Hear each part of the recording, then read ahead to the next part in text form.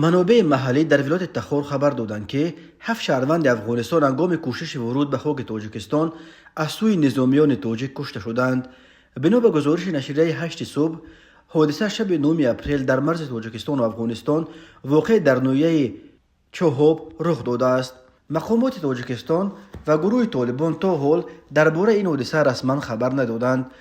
روزنامه 8 صبح از قول منابع محلیش در تخار نوشته است حادثه زمانی رخ داد که 7 شهروند افغانستان تلاش کردند که از طریق دهه نوآباد ولایت تخار وارد خاک تاجیکستان شوند. منابع در مقامات تخار گفتند که اشخاص قاچاقبران مواد مخدر بودند. آنها ساکنان ولایت تخار و بدخشان بودند.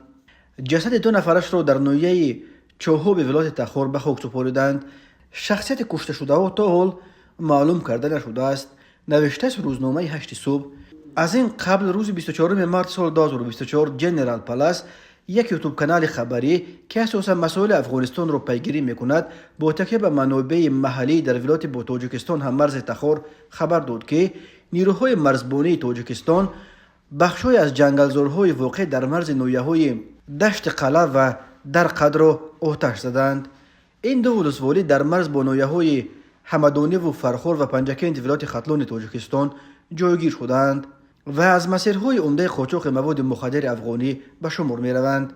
مقامات امنیتی تاجیکستان از جمله سرریاست قشون‌های سرحدی کمیته دولتی امنیت ملی تاجیکستان و همین طور نمایندگان حرکت تندرو طالبان که از آگوست سال 2021 اینک 2.5 سال باز امور دولت افغانستان را غصب کردند تا حال این خبرها را شرح ندادند.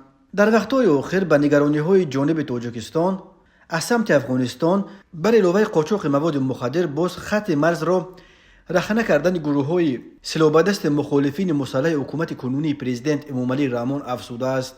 تاجیکستان که با افغانستان منبع اساسی تولید هیروئین، افیون و شیش دنیا 1425 کیلومتر مرز مشترک دارد، در سالهای آخر به یک مسیر عمده قاچاق مواد مخدر افغانی به بازارهای سیاه شمال سیاره اساساً به روسیه و قزاقستان تبدیل یافته است.